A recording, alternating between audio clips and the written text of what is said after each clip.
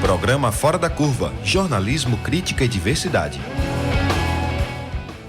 Olá, ouvinte da Rádio Universitária. Eu sou Maria Eduarda Rocha, jornalista e professora de Sociologia da UFPE. Está começando agora mais uma edição do Fora da Curva, que, como você já sabe, tem 1 hora de duração e continua sendo reprisado às 9 da noite na nossa rádio pública. Nessa primeira veiculação, nosso programa é transmitido ao vivo pela nossa página no Facebook e na página 99 Universitária. Você pode participar pelas redes sociais enviando perguntas e comentários. E hoje o nosso tema é a batalha jurídica em torno da candidatura do ex-presidente Lula. Ele lidera a corrida presidencial com 39% das intenções de voto na pesquisa divulgada esta semana pelo Datafolha, mas continua preso depois de ser condenado em segunda instância por corrupção e lavagem de dinheiro em julgamentos cercados de polêmica. A defesa de Lula afirma que ele foi condenado sem provas e ainda está recorrendo das decisões judiciais. O PT vem denunciando que Lula é, na verdade, um preso político e que foi condenado apenas para ficar fora da eleição. Por isso, o partido registrou a candidatura de Lula e aguarda agora a decisão do Tribunal Superior Eleitoral aos pedidos de impugnação. Colocando ainda mais lenha nessa fogueira, o Comitê de Direitos Humanos da Organização das Nações Unidas, a ONU, determinou que o Estado brasileiro garanta ao ex-presidente o exercício de todos os direitos políticos, mesmo na prisão, o que inclui o acesso a membros do PT e à mídia. Diante de todas as disputas jurídicas em torno do ex-presidente Lula, o Fora da Curva de hoje pergunta: a eleição presidencial vai ser decidida nas urnas ou nos tribunais? E para conversar sobre isso, nós estamos aqui no estúdio com Luiz Emanuel Barbosa da Cunha, advogado, professor universitário e consultor em direitos humanos junto à ONU e à Organização dos Estados Americanos, a OEA. Seja muito bem-vindo, Luiz. Bom dia, Eduardo, obrigado, né? Bom dia, Laércio, né? Bom dia agora, Iane, né? Que bom que você está por aqui. E bom dia, né, aos ouvintes, os ouvintes do nosso programa, né? Satisfação muito grande estar numa instituição, né, numa rádio pública, né, que faça um debate dessa qualidade, né, desse espaço aberto, né? Vai ser bom, vai ser um bom papo. Obrigada, Luiz, a gente também espera. E também está novamente aqui com a gente Yane Teles, advogada, professora de Direito Eleitoral e membro da Academia Brasileira de Direito Eleitoral e Político. Seja bem-vinda outra vez, Yane. Obrigada, bom dia a todos, bom dia a todos os ouvintes, meu colega aqui. Bom dia, Fernanda. Eduardo, desculpa. Tudo bem, eu tava não tem passando por problema. Fernanda agora, desculpa. Eu devo ter cara de Fernanda. Eduardo, bom dia, Ivana. Bom dia a todos. Coisa. A correria. Então, para entrevistar os nossos convidados, também está aqui comigo no estúdio Laércio Portela, jornalista da Marco Zero Conteúdo e nosso parceiro no Fora da Curva. Seja bem-vindo, Laércio. Bom dia, Maria Eduarda, Luiz Emanuel, Iane, ouvintes, também os internautas que nos acompanham pelo Facebook. Nós vamos ter também a participação por telefone de Luiz Moreira Gomes Júnior, doutor em Direito, professor visitante do Programa de Pós-Graduação em Direito da PUC do Rio de Janeiro e ex-conselheiro nacional do Ministério Público. Ele já está na linha e nós vamos começar conversando com ele. Seja bem-vindo, Luiz, ao Fora da Curva. Você nos ouve? Lhe ouço muito bem, Maria Eduarda. Queria cumprimentar o Laércio e os meus dois colegas. Então, na sua avaliação, qual a sua avaliação que você faz dessa decisão do Comitê de Direitos Humanos da ONU? Bem, essa decisão do comitê, é preciso que se diga, ao contrário do que o Ministério Público Federal afirmou, de que se tratava de algo apressado, trata-se de uma ação que vem tramitando no Comitê da ONU há mais de ano, há cerca de 1 ano e meio. Então é algo que se reiterou-se e que se chegou no Comitê da ONU a uma certeza. Qual a certeza? A certeza de que há algo muito estranho no direito brasileiro, em que cada juiz, cada membro do Ministério Público tem a tendência de se desapegar da lei e construir uma interpretação do sistema jurídico a partir da sua própria vontade. Você repare bem o seguinte: essa decisão do Comitê da ONU, o que é que ela diz? Ela garante a participação do presidente Lula no pleito atual, isto é, garante, é uma orientação da ONU para que o presidente Lula, uma vez que não estão encerradas as possibilidades de recurso na condenação penal no caso do triplex, então ainda como cabe recurso, que é que diz a ONU? Ora, se cabe recurso, essa condenação pode ser alterada, pode ser revista. Porque pode ser alterada, deve-se garantir a ele o acesso às eleições. 2 ministros do Supremo Tribunal Federal, em especial, porque um é relator no TSE e o outro deu uma declaração ontem, diziam em seus livros, em suas aulas, me refiro ao ministro Roberto Barroso e ao ministro Alexandre de Moraes, que os pactos e tratados internacionais se sobrepunham às leis brasileiras.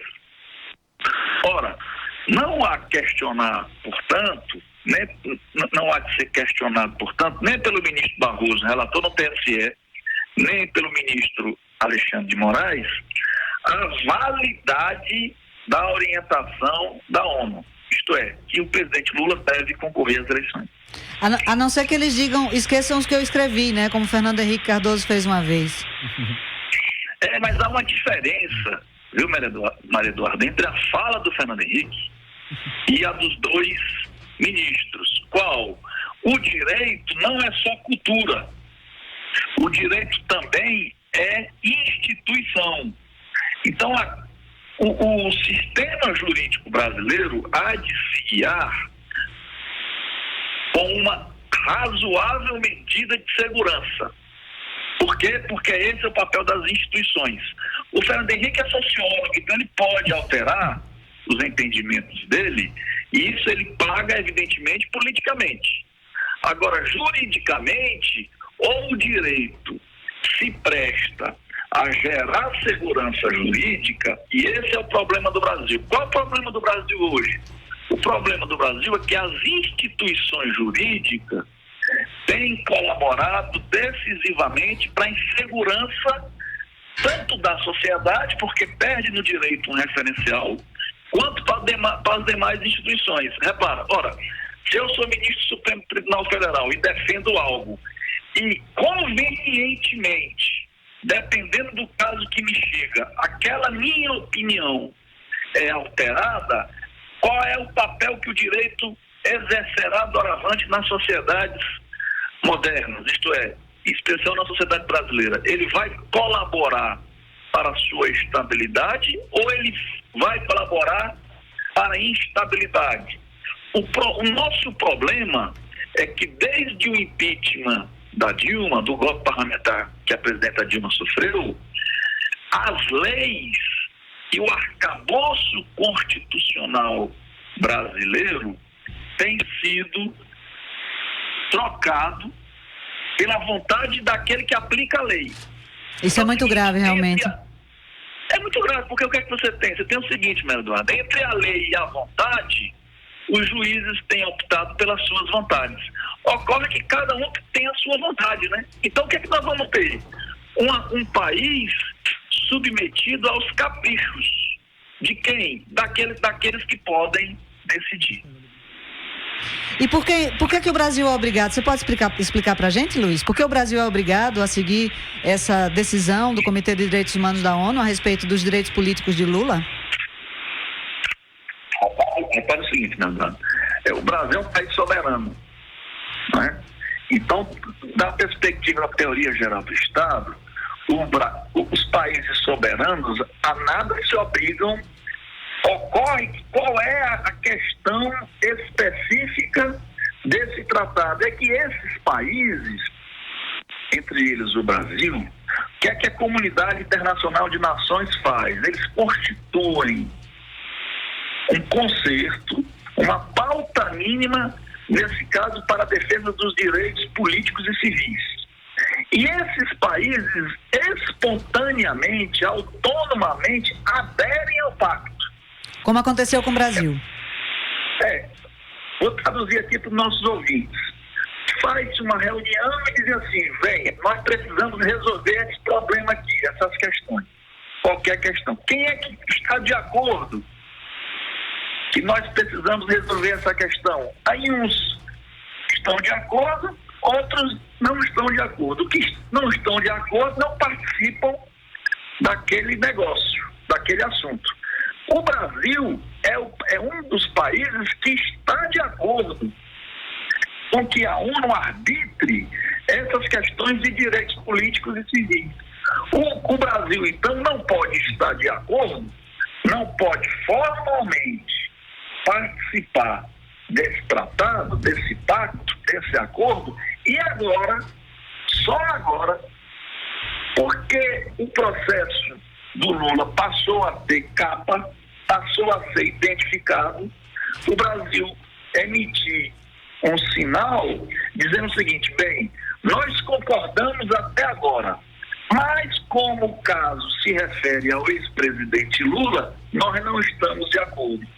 Ou seja, o que é que o Brasil está dando? O Brasil está dando um sinal claro para os demais países que compõem esse pacto, ao qual o Brasil espontaneamente se vinculou. É preciso, então, que o nosso ouvinte perceba o seguinte: não é que o Brasil está obrigado, o Brasil se obrigou a cumprir. Porque ele aderiu ao pacto. Como ele aderiu espontaneamente ao pacto, não faz sentido que agora, porque politicamente há divergências sobre a participação de Lula nas eleições, não é? Simplesmente se diga o seguinte: bem, nós concordamos até ontem, como agora o beneficiário do pacto é o Lula, não nos interessa mais participar do pacto, do tratado.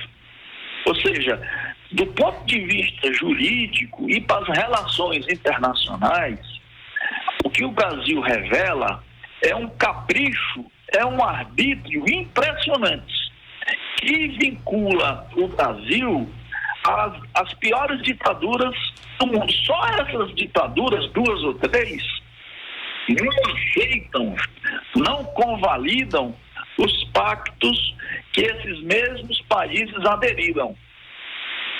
Então, Luiz, muito obrigada pela sua participação aqui no Fora da Curva. Nós falamos com Luiz Moreira Gomes Júnior, professor visitante da PUC do Rio. Teve uma participação muito esclarecedora aqui. Muito obrigada. Eu que agradeço. Então, agora o nosso outro Luiz, né? Luiz Emanuel. Como é que você vê essa decisão da ONU e como é que você pode comentar os esclarecimentos trazidos aqui pelo professor da PUC? Bem, eu acho que Luiz ele fez uma apresentação inicial, né? Fez uma colocação muito bacana, no sentido assim didático, né? Se a gente pode resumir no sentido, se o Estado brasileiro optou por seguir, né? Não foi forçado, optou por seguir o pacto, né? E de fato, né? Ele assina lá atrás, quando o pacto é criado, né? Da década de 1960, mas só vem ratificar em 1992. Então, de certa forma, mostra, né? Que os direitos humanos estão dentro daquela estrutura da redemocratização do Estado brasileiro, né? Então, na medida que gera essa auto-obrigação, né, o Estado brasileiro se diz o seguinte: eu estou disposto a cumprir com o direito. Não é que aquele direito previsto no tratado seja do Estado, pelo contrário, né? Como se trata de um tratado de direitos humanos, os direitos que estão ali previstos, na verdade, parte do nosso patrimônio, né? Meu, seu, de Ivana, né? De Laércio, de Ivana, de Iane, de todo mundo aqui. Então, a obrigação do Estado brasileiro é de fazer cumprir. O Estado ele é a figura do promotor e do protetor desses direitos, né? Então, o exercício da soberania é no sentido de haver esse comprometimento de que aqueles direitos dentro do território brasileiro vão ser preservados, vão ser respeitados. Então, dentro dessa estrutura, né, de criação de direito, né, vem junto ao comitê o mecanismo de efetivação, né? Então, assim, para eu fazer um resumo, né, de como funciona esse sistema das Nações Unidas, né? É um pouquinho diferente do que a gente está acostumado a viver aqui internamente, né? Então, a gente sempre recorre para o judiciário e, no final das contas, sempre tem a polícia ali para fazer esse aparato, né? No sistema internacional, a gente não vive isso, né? Então, a gente tem o sistema ONU, que você tem o tratado e os mecanismos de efetivação. No caso aqui do comitê, né, esse comitê é um órgão criado pelo próprio tratado que faz o trabalho de monitoramento e de fiscalização. Como cada Estado está cumprindo, né, quais são as ações que ele fez ou que ele recebeu de recomendação para fazer, né, qual que ele seguiu, qual que ele não seguiu. Então, é um mecanismo muito dialógico, né, um mecanismo que, por conta disso, você tem um exercício de retórica muito grande, né? Então, não é nada que é, de certa forma, impositivo. você só defende o direito dessa forma. Pelo contrário, o diálogo desse comitê com os estados é justamente de criar um formato o melhor possível dentro da conjuntura de cada estado, né, de proteção de cada direito. Por isso que sai no formato de recomendação.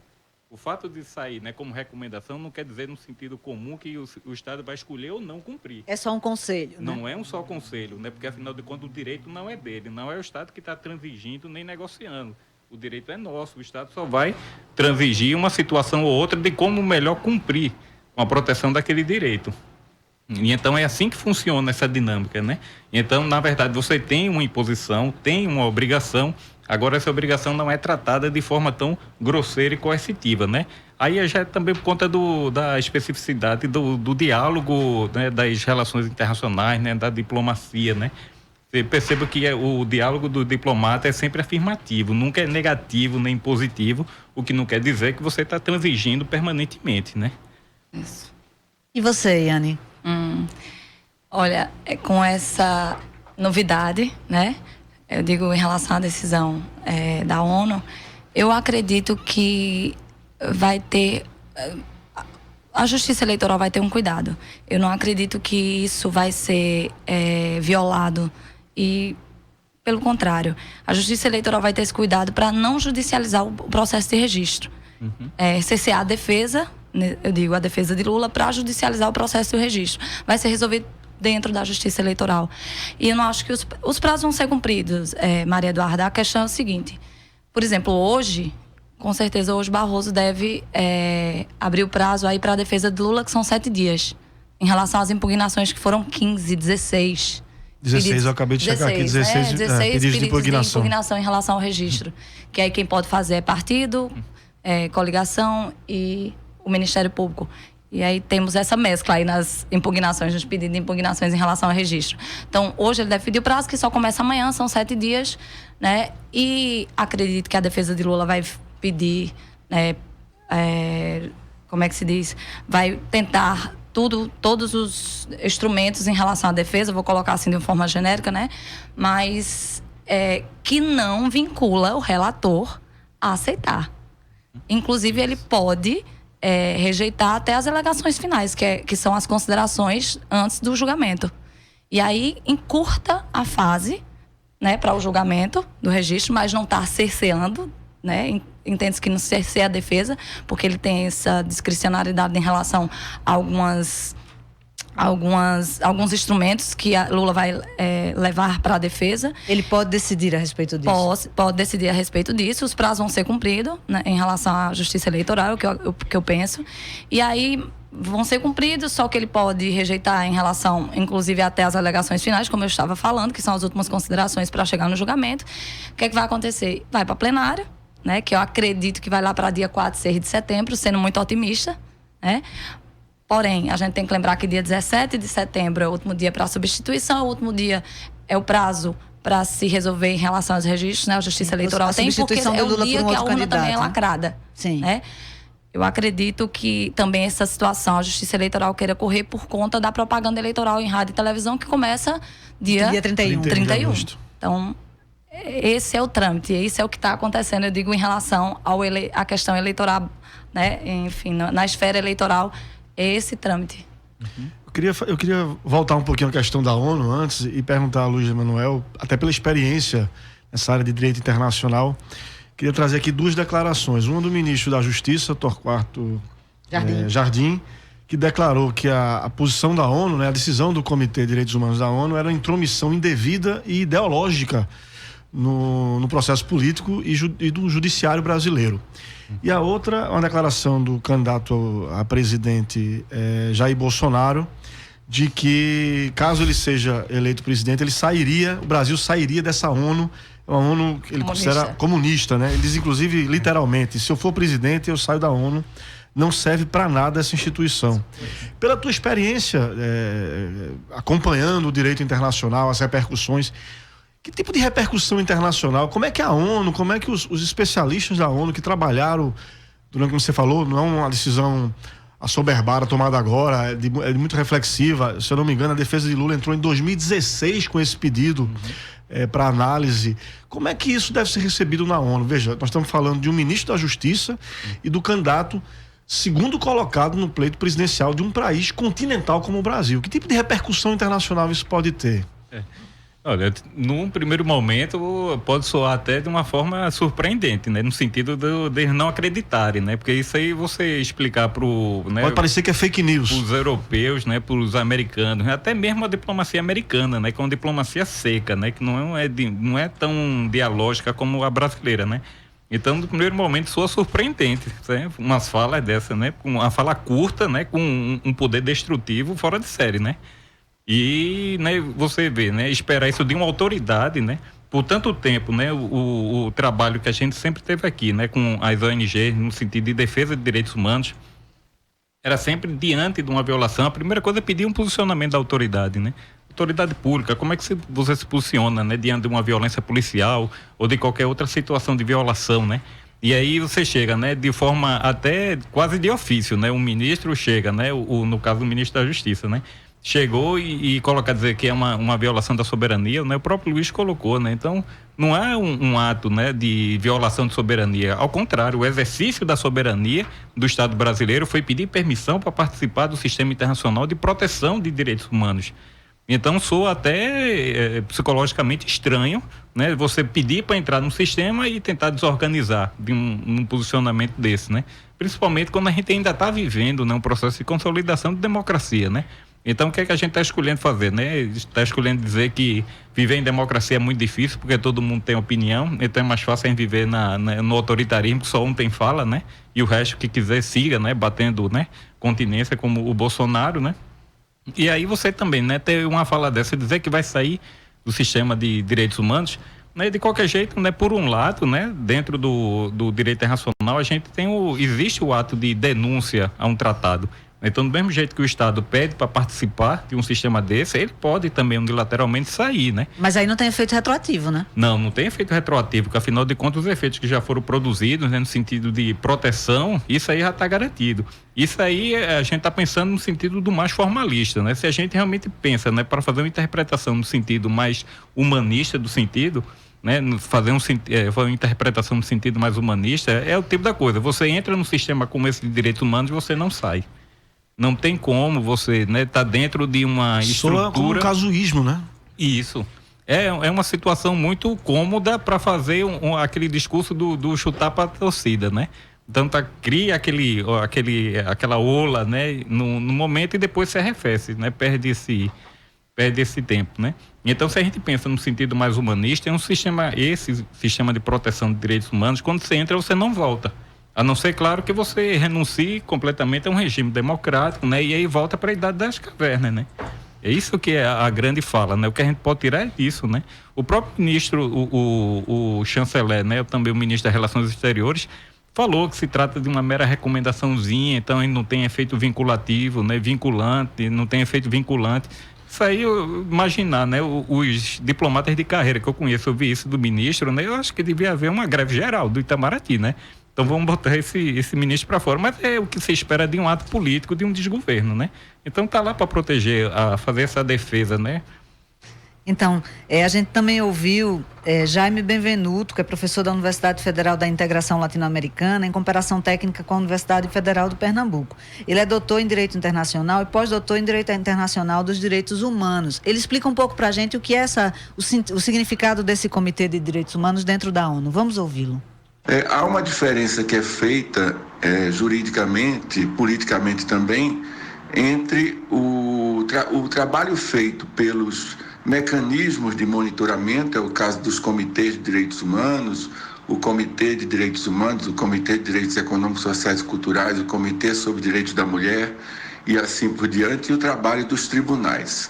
Os trabalhos dos tribunais, ou seja, lá com a presença de juízes propriamente, as decisões são tidas como obrigatórias. Digamos que ele no caso dos comitês, digamos que ele está entre uma digamos, os comitês são algo que estão entre uma perspectiva política e uma perspectiva jurídica. Eu não vou dizer que não tem também um elemento jurídico, ou seja, todas as interpretações feitas são de natureza jurídica também, embora, claro, seja uma percepção ou eles tenham uma relação maior com a implementação em termos políticos. Não significa aí uma política partidária, nenhum membro é indicado em função de relação com o partido, mas em função de uma capacidade técnica, né? Mas se entende que os mecanismos da ONU, todo o monitoramento que a ONU faz é político-jurídica, o que não tira a capacidade de obrigatoriedade desses comitês, desses mecanismos. Então, o que se espera é que os estados, claro, respeitem as decisões, não só dos tribunais, como as decisões dos comitês. Eu fiquei um pouco ansiosa para perguntar para você, Yane, porque da perspectiva do cidadão comum, o que a gente gostaria de saber é se isso poderá ter efeitos práticos, por exemplo, a participação de Lula na própria campanha presidencial, a participação dos debates, né, por exemplo. Eu queria complementar, que eu li nos jornais, mas não ficou muito claro para mim também, Ana, é o seguinte, que o Barroso, antes do julgamento da inelegibilidade do presidente, pode julgar liminarmente pedidos para que o candidato Lula não participe, não apareça no programa eleitoral e nem em pesquisas. Existe isso mesmo? Há um mecanismo de um julgamento desse tipo antecedendo o julgamento da inelegibilidade?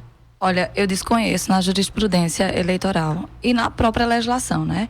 Mas assim, veja, recentemente, aliás, no dia 16 que eu estive aqui, não foi dia 16, Maria Eduarda, teve uma decisão em relação à participação de Lula no programa, né? Não sei se vocês acompanharam. O debate, né? E a fundamentação da decisão foi no sentido de que a competência era da justiça, era do juiz da execução penal e não da justiça eleitoral, né?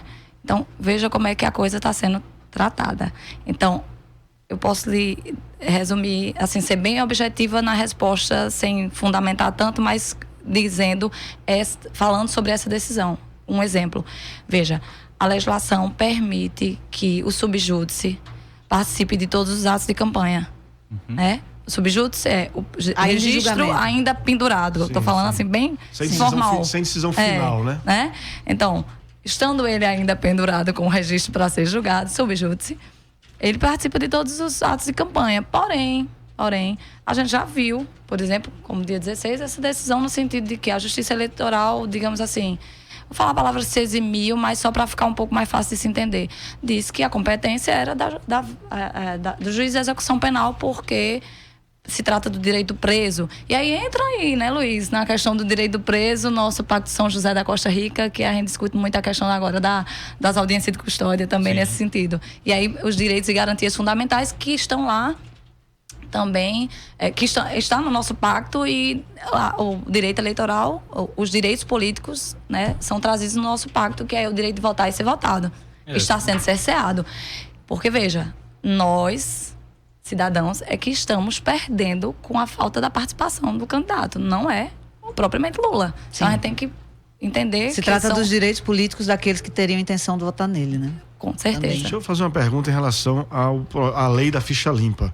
Que, na verdade, a implicação toda sobre Lula, a questão que vai ser analisada do ponto de vista da elegibilidade, é a lei da ficha limpa, que prevê, me corrija se eu estiver errado, que um julgamento em segunda instância por um colegiado, uma condenação em segunda instância por um colegiado, tornaria um candidato, um pré-candidato inelegível. Sim. No entanto, e aí me corrija se eu estiver errado, me parece que existe um dispositivo na lei de ficha limpa que prevê que a defesa pode recorrer aos tribunais superiores e liminarmente o tribunal pode declarar aquela candidatura sob júdice, mas com os direitos do candidato a efetivamente fazer campanha e ser eleito. Isso, eu fiz até um levantamento, pelo menos 140 prefeitos no Brasil já foram eleitos com candidatura sob júdice. No cenário que a gente vê hoje legal, qual é a chance disso acontecer? Eu sei que você não tem bola de cristal, mas pelo que você está vendo, e há realmente esse dispositivo, quer dizer, há candidatos que mesmo condenados em segunda instância concorreram, foram eleitos e às vezes depois foram inocentados ou julgados culpados quando transitou em julgado todo o processo e aí perderam o mandato. Isso é real. É real e o percentual é muito alto, essa reversão, né? Veja, eleição passada, eleição municipal, eu não me lembro dos dados concretos, sim. Né? Mas, digamos assim, que eu acredito, tenho certeza que mais de 70% foram revertidos. Eu digo as inelegibilidades, os casos que os registros de candidaturas estavam com problemas, digo assim, subjúdice. E lembro bem que no final do ano, né, passadas as eleições, a Justiça Eleitoral decidiu até antecipar quem tinha sido eleito, o julgamento de quem tinha sido eleito, para não ficar a cidade, inclusive da majoritária, para não ficar a cidade sem o gestor. Porque a gente sabe que acontece, chega ao dia de posse e tem uma eleição indireta, né, depois de 90 dias. Enfim, bem rápido essa questão, assim, bem por cima. Mas, teu nome? Laércio, desculpa.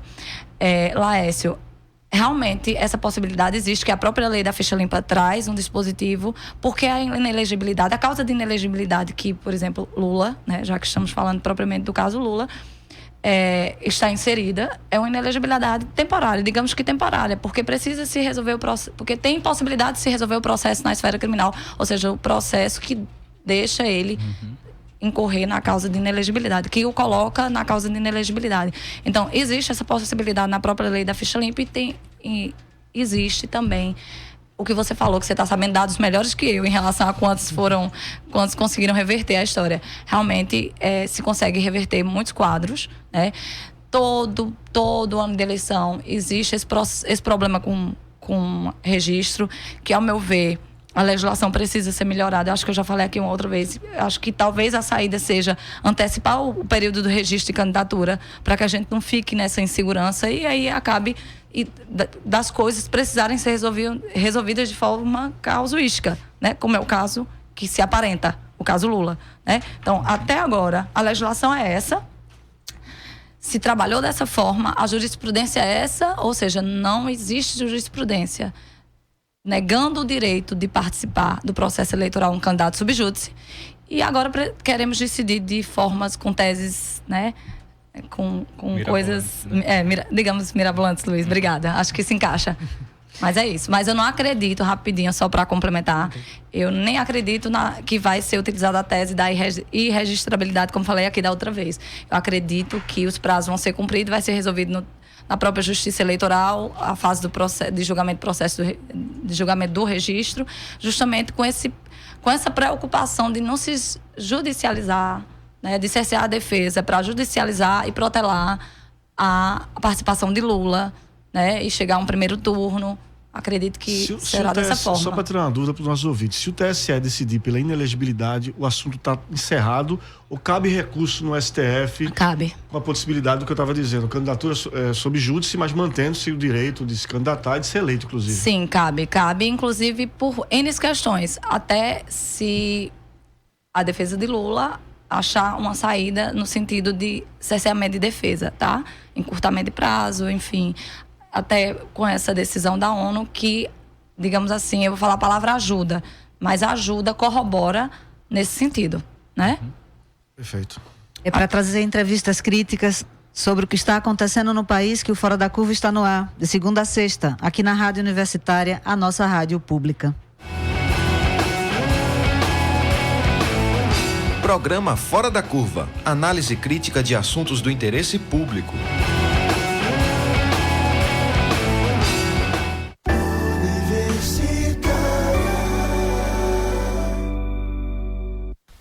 Oi, vó, qual é a boa? Tô mandando um áudio pra sua prima explicando como votar. Também tô precisando aprender. Então agora eu vou mandar pra você. Oi, meu netinho lindo. Nestas eleições, o primeiro voto é para deputado federal. Tecle os 4 dígitos e aperte confirma. Aí, deputado estadual ou distrital, 5 dígitos e confirma. Depois, senadores, 3 dígitos e confirma. Faça 2 vezes, vamos eleger 2 candidatos. Governador são 2 dígitos e confirma. E presidente também são 2 dígitos e confirma. A votação é das 8 às 17 horas. O primeiro turno é dia 7 de outubro e o segundo dia 28 de outubro. Não se esqueça de levar um documento oficial com foto e seu título de eleitor.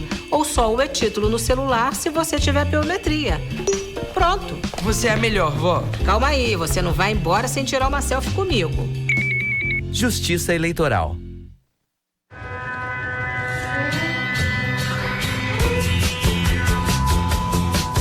Cultura pop, entrevistas, debates e muita música no programa O Grito FM. A cada semana, o entrevistado da cena pernambucana bate um papo descontraído com os jornalistas da revista O Grito. E tem ainda dicas de lançamentos, shows e reportagens especiais. Todas as quintas às 20h, aqui na Universitária FM, a sua rádio pública. Aqui na Universitária FM, sua viagem musical pelos anos 80 tem dia e hora marcada. Hello! Toda sexta, às 20h, 80 por hora. Com Cássio Shoa e Natália Demerri. Aqui na Universitária FM.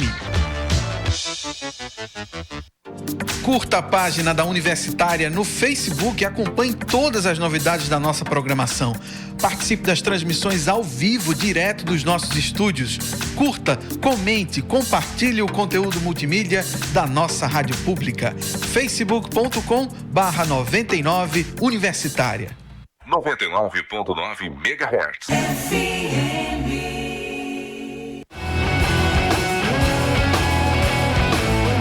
Programa Fora da Curva. Análise crítica de assuntos do interesse público.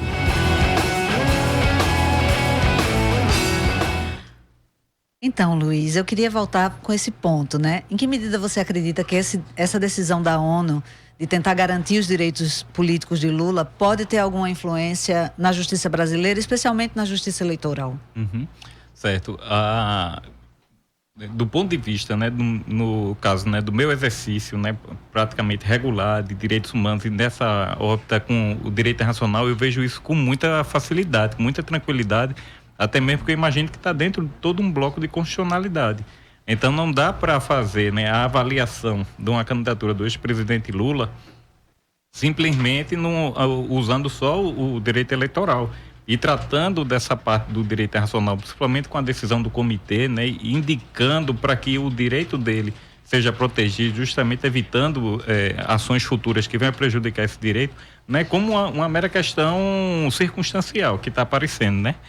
Até mesmo a própria decisão não é uma decisão fácil, né? Não estou aqui dizendo que o ex-presidente Lula, ele tem mais direito do que a gente ou mereça ser tratado diferentemente pelo judiciário.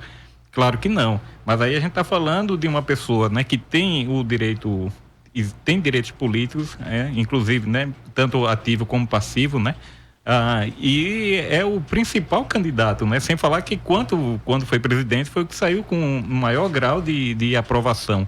Então não é um cidadão comum, não é um caso juridicamente comum.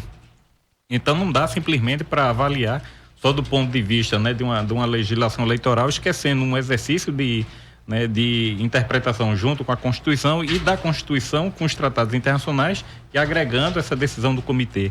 Então, isso é algo que pode ser exercitado de uma forma muito, muito perceptiva. Agora, considerando, né, toda uma tradição, né, do judiciário, né, uma tradição muito presa ao direito doméstico, aí eu acho um grau de dificuldade muito grande quando você entra um elemento desse de fora. Por mais que a gente imagine, né, que seja para proteger e dar esse indicativo, né, de recomendar, de proteger, evitar, né, uma decisão como essa, por exemplo, não está unicamente dirigida para o Estado brasileiro, né, para as outras instâncias também. Então, todo mundo que está girando tanto das eleições estão, de certa forma, vinculados a essa decisão, né? No caso das emissoras também, né, de escolher não trazê-lo, ou então não colocar nenhum púlpito, de certa forma, você começa toda essa discussão de excluí-lo da campanha a partir daí, né? Então tem um grau facilitador, agora também, né, para quem quer girar no sentido de excluir e usar justamente esse discurso da exclusividade do direito doméstico, então você pode ter aí um indicativo bem perigoso no sentido de ter esse debate, né, tornado complexo como ele é, tornado de uma forma muito simplista, né, e aí excluí-lo. Então, Iane, da perspectiva do direito eleitoral, qual que é que a gente pode Eu acho que o que a gente pode esperar, essa decisão da ONU é importantíssima, e aí a gente já está ouvindo falas vinculando a essa situação, né? E eu digo isso porque é o seguinte, existem falas, né, de ministros do TSE já nesse sentido de ter um cuidado em relação ao processo, né? Ter um cuidado em relação ao processo de registro, justamente para não dar brecha no sentido, e aí repito, judicializar o processo de registro, né? A defesa do ex-presidente poderia esticar essa tramitação do julgamento do registro, se ocorrer essas violações, que eu já digo a você, como o Luiz estava falando, ao meu ver, já estão ocorrendo, né? Sim, porque ele não está participando, né? Porque agora estamos na fase do julgamento do registro e a preocupação em relação aos prazos e aos instrumentos de defesa, né? Então, eu acredito que esse cuidado que vão ter esse cuidado, e que essa decisão da ONU influencia muito, apesar de algumas falas absurdas de, inclusive, parlamentares, porque a gente fala Bolsonaro como candidato, mas ele é parlamentar, né? Então, já é preocupante, já é uma violação nítida, né? Eu acho que já deveria se ter alguma situação aí em relação a ele. Eu digo, tomar alguma atitude em relação a esse tipo de fala. É preocupante, bastante preocupante. Eu queria colocar aqui, inclusive, uma outra questão recente, do ponto de vista jurídico, que foi a declaração do ministro Marco Aurélio Mello sobre que não há jurisprudência ainda na Corte Suprema a respeito de posse como presidente, por exemplo, de réu. Ele disse recentemente que o Supremo Tribunal Federal já tomou a decisão de que alguém que é réu não pode substituir um presidente quando ele viaja ou quando mais. Isso, inclusive, quem lembra, Renan Calheiros era presidente do Senado e não pôde substituir. Acho que Temer, né? Acho que sim, porque era réu e tal. Mas não há decisão. Tinha tanto réu. Ele não sabe nem quem era mais na época, né? Era tanta gente complicada. O ministro do Supremo dizendo que não há jurisprudência. E aí ele respondia uma questão, a gente está falando aqui de Lula, mas ele respondia, e aí os eleitores de Bolsonaro precisam ficar atentos, porque ele respondia a um questionamento, porque Bolsonaro é réu no Supremo Tribunal Federal, eu não sei se o time exatamente esse, mas naquele caso em que ele, com a deputada Maria do Rosário, em que ele disse que não estupraria se ela, né? Porque ela era feia, né? Porque ela era feia, então merecia, tem uma... né? Suflar a questão do estupro. Né? E ele agora vai ser julgado, vai ser analisado no próximo dia 4 de setembro, um questionamento sobre uma acusação de racismo, e que esse processo também pode, de alguma forma, constituindo, dependendo da jurisprudência que o STF construa, inabilitá-lo. Quer dizer, então, há questões de justiça aí muito importantes. Esse é um debate, né? O tema desse programa Fora da Curva de hoje, que é até que ponto a eleição vai ser decidida na urna ou no judiciário. Parece que o judiciário tem um protagonismo aqui, né? Bastante grande nesse processo eleitoral todo. E isso é muito complicado. Isso é muito complicado. A gente está falando do processo de Lula, mas pode envolver outras candidaturas também.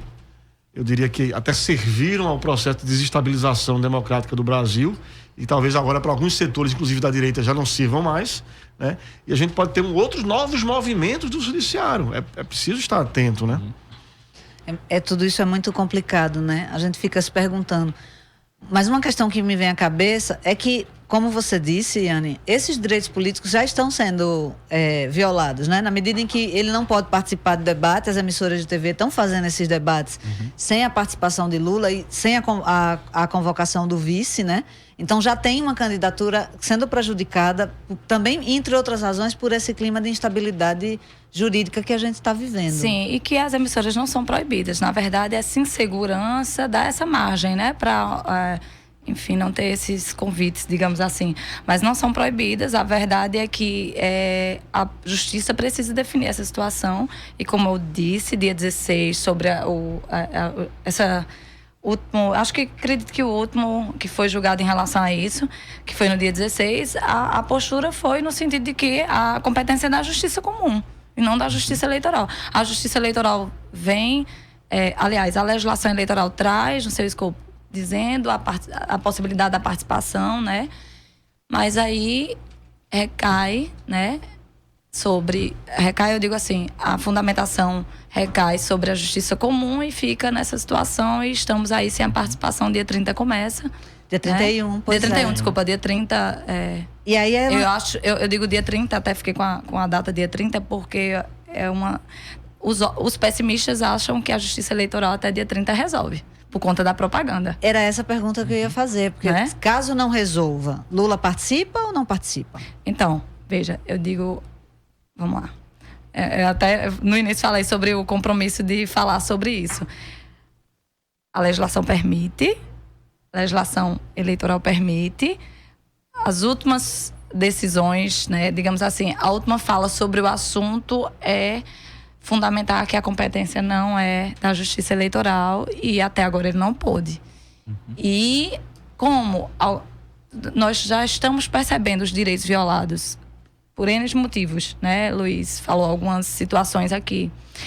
Que aí os direitos são os nossos direitos, né? Que a gente não consegue, às vezes, nesse processo, observar essa situação, que não é propriamente o de Lula também, mas o nosso direito de participar do processo, de conhecer o candidato, né? Então, eu digo até, falo muito assim, a questão da propaganda, né? Essa mudança na legislação que encurtou o prazo de campanha de 90 para 45. Quem perde é a gente, porque a gente não conhece candidato e quem é que leva vantagem nessa situação, por exemplo? São os candidatos mais conhecidos. Então, ao meu ver, essas últimas reformas, aliás, desde a redemocratização, as reformas só vêm ajudar a manter o que já tem, né? Assim, eu não sou otimista com essas reformas, não, tá? É a questão da cláusula de barreira, o fim das coligações. Então, a gente tem que pensar nesse processo eleitoral como participar mais. E aí eu falo, repito aqui, por isso que eu trouxe essas questões em relação à propaganda, dei esse exemplo, porque esse processo de Lula, quem está perdendo é a gente de saber como vai ser o processo eleitoral e poder participar da melhor forma, né? Então, eu não vou falar aqui o que vai acontecer em relação à propaganda, à participação dele, né? Porque, de fato, a gente está vendo que está existindo uma dificuldade. Se você me perguntar a minha opinião, eu acredito que ele vai ter muita dificuldade de participar. Realmente, eu acho que não vai participar. E o judiciário vai ser um elemento de dificuldade nesse meio, né? Porque o juiz hoje ele não se resume mais a falar nos autos, né? Como a gente normalmente fala, né? Na nossa linguagem, né? Então, o juiz hoje ele não está lá, né? Recebe o processo e lá ele se pronuncia. O juiz vai para a televisão, vai para a rádio, né? Faz, né, todo tipo de, né, situação mirabolante, né? Ele aparece muito, se amostra muito. Então, é algo que, por exemplo, gera uma dificuldade no trato com o próprio sistema internacional. Então, não só os juízes internacionais da Corte Interamericana, como o próprio especialista do sistema ONU, eles guardam uma privacidade de sua atuação. Então, normalmente não se dão a fazer, né, um discurso político e um discurso jurídico. Ou você, né, assume o seu personagem naquela posição com as suas responsabilidades, ou então você sai daquela situação e fala por si só. Então, é justamente essa situação de precaução que o sistema internacional tem, né, que hoje os juízes, né, principalmente os juízes do STF, não estão tendo essa posição, que aí a gente puxa o que o próprio Luiz falou, né, no primeiro bloco, cria essa situação de insegurança. Então, você faz um discurso para o cidadão comum que aparece no jornal das 8h30, né, da noite, e você faz um outro discurso dentro do processo que o cidadão comum não entende o que está se tratando ali. E no final das contas, né, pode ou não pode, vai ou não vai, né? E você também, né, tem toda uma mídia mercantilista, né, que fica fazendo esse exercício de futurologia, né? Pode, não pode, vai, não vai, né? Tem juiz que já está dizendo que não vai, né? Tem jurista que apareceram até na rádio essa semana dizendo que não, a capacidade dele ser candidato é zero. Mas quando um jurista diz, ou quando um juiz diz um negócio desse, ele não está fazendo só um exercício de futurologia, né? Ele está praticando um ato político de boicote ao todo o processo né, todo o processo eleitoral, né, no sentido de excluir o principal candidato. Por né? isso que eu até me preocupei aqui no que é que eu acho, né? Mas veja, até, por exemplo, ele participar dentro, sem a saída, mas, por exemplo, com videoconferência, algumas... Aí já recai na legislação eleitoral que tem toda a estrutura de propaganda, que cobra uma estrutura de propaganda, eu digo, né? Como fazer o vídeo, toda... E aí já não pode, entende? Você está tocando uma coisa muito interessante, né? Que é as limitações da legislação eleitoral, que na verdade, independentemente do caso do ex-presidente Lula, a gente vem num processo de limitação encurtou pela metade o processo do prazo legal de candidatura, de campanha eleitoral, digamos assim, os limites para as veiculações, que tipo de gravação pode ser feita. Ou seja, há um processo, digamos assim, de redução do potencial democrático, inclusive do debate eleitoral, não é isso? Sim, a justificativa para essas alterações é redução de custo, mas ao final, enfim, eu não concordo muito com essas custo e reduzir a democracia, né? Qual é a prioridade? Então veja, o custo de reduzir a democracia é o pior de todos. O custo de reduzir a democracia, pois exatamente. Democracia tem um custo, e a participação, né? E eu sempre converso isso em sala de aula, essa importância de participar, mas só voltar aqui uma coisa. Vamos lá, a Justiça Eleitoral diz, não pode sair. Eu não posso opinar sobre a questão da saída, porque isso é justiça comum. A saída da cadeia, né? Da cadeia. Fazer a propaganda, fazer a campanha lá dentro, não pode porque tem os moldes que a legislação eleitoral pede. Então... E se ele gravou o material antes? Você acha que pode barrar a exibição de material audiovisual? Se Lula gravou material audiovisual em prol dele próprio como candidato ou em prol de outro candidato? Não, tem saída, tem como utilizar. Agora, Maria Eduarda, existe o impasse em relação ao registro. Existe o prazo para substituição. E essa também é uma discussão discussão e uma dúvida que muita gente me procura e faz. Como é? Vai sair, Anne? E não vai sair. E vai ser quem? E não piora se a Haddad entrar mais para frente para fazer campanha? Quanto mais tarde, né? Ele entrar para fazer campanha, vai trabalhar pouco o nome. Ontem mesmo eu escutei uma reportagem, foi até um juiz, eu esqueci, estava dirigindo, e ele falou justamente isso, que era ruim, o PT estava errando estrategicamente, e aí aqui eu estou entrando numa esfera mais ciência política do que até propriamente eleitoral, mas enfim, não tem como dissociar, né, essa situação de Lula, fazer essa análise, mas se é ruim essa estratégia de levar até o dia 17, que é a substituição, ou até judicializar o processo de registro, passar disso, levar para o primeiro turno, ir para a carinha dele para a urna, enfim, se seria ruim levar até o dia 17, que é o máximo, eu digo, para substituir, entrar a Haddad, e ruim no sentido de captação de voto, de transferência de voto. Isso é um juiz, é uma opinião de um juiz. Isso, é uma opinião de juiz, ele disse que é ruim, né? E aí... não sei se vocês gostam muito dessa questão de cenário político. Eu tenho muito apreço. Eu não vejo, e aí é uma opinião de não ser ruim para o PT, e eu estou falando estrategicamente, porque a transferência de voto em relação aos atalhos do voto é muito mais comprovado. É comprovado que se transfere mais, né? O sentimento do voto, a saudade, a confiança, enfim. E esse processo que ele está passando, né? Tem uma questão que não é o de fundo aqui, não vou nem uma pergunta, é só para não deixar passar. Quando a gente está discutindo a influência do judiciário no processo democrático, na eleição, é bom dizer assim que existem propostas também, eu acho que é outro programa, não é esse, mas existem várias propostas para dar, digamos assim, lufadas democráticas dentro do judiciário também. Eu queria citar pelo menos duas, que, como eu disse, é outro programa, mas uma delas é você definir mandatos para os juízes das Supremas Cortes. Né? Sim. Porque aí o juiz, ele tem um período ali específico, ele volta depois para a atividade que ele praticava antes. Que ele praticava antes, né? Mas isso para os tribunais superiores. E a outra coisa é um reclamo, acho que há muito tempo, da sociedade civil, de você ter uma ouvidoria externa. Né? Criou-se o Conselho Nacional de Justiça, mas há muitas críticas, de certa forma. Ainda tem um viés ali do corporativismo, embora tenha avançado em algumas coisas, a criação de vários mecanismos que de alguma forma democratizaram o processo, mas ainda não são, digamos assim, relevantes politicamente. A efetividade ainda não é... A efetividade não é tanta, né? Então, assim, existe também uma discussão sobre como, de alguma forma, dar lufadas democráticas no judiciário para evitar essa intervenção. A gente está discutindo aqui decisões que foram tomadas na primeira instância, né, e que acabaram culminando nessa situação pouco clara do ponto de vista jurídico na eleição, né? Então é uma discussão também essa coisa dos mandatos para juízes de tribunais superiores e da ouvidoria externa, são questões importantes a serem discutidas para o processo democrático, né? Bom, nós vamos ouvir agora a coluna Truco Eleições 2018. O Truco é um projeto de checagem de fatos realizado pela Marco Zero Conteúdo a partir de um projeto nacional da agência pública. A proposta do Truco é verificar se as informações que os candidatos ao governo do estado divulgam são verídicas ou não. O Fora da Curva, junto com a Marco Zero, está trazendo essa checagem de fotos para o rádio com uma coluna diária que você escuta agora. Seu candidato está falando a verdade? O projeto Truco Eleições 2018 checou as informações. Olá a todos, eu sou Raíssa Ebrahim, da Marco Zero Conteúdo. Hoje o destaque do projeto Truco é a checagem da declaração de Júlio Lócio sobre a situação da segurança pública lá em Petrolina. Lócio é candidato ao governo de Pernambuco pela Rede, que é o partido de Marina Silva, e ele foi prefeito de Petrolina por 2 mandatos consecutivos, de 2009 a 2013.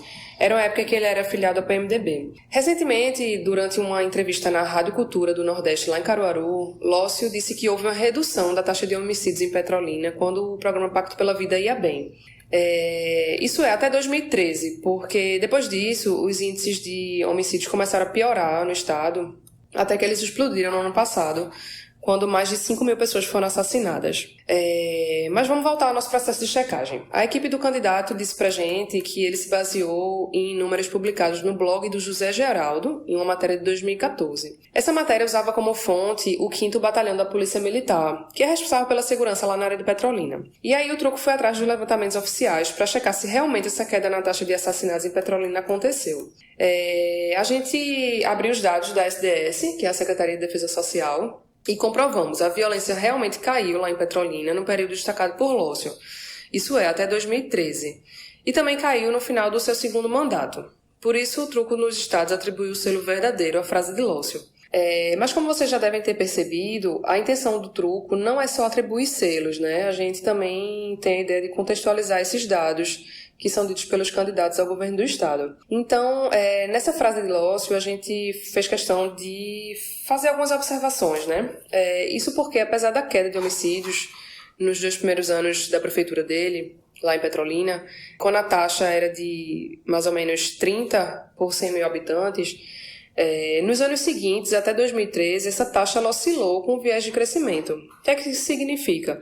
Significa que Petrolina, apesar da melhora das taxas, teve um movimento diferente do observado aqui no estado de Pernambuco como um todo, quando a redução dos assassinatos ela teve uma queda constante. Esse detalhe, então, ele sugere que não existiu uma relação diretamente proporcional entre os números do Pacto pela Vida no estado e os números alcançados na principal cidade do sertão pernambucano. Para saber mais, acesse o site marcozero.org, lá você confere todas as checagens feitas em Pernambuco até agora.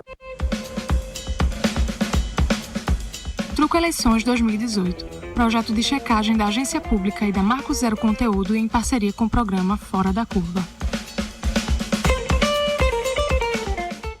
Eu queria agradecer muito a participação dos nossos convidados, Luiz Emanuel Barbosa da Cunha, advogado, professor universitário e consultor em direitos humanos junto à ONU e à Organização dos Estados Americanos, a OEA.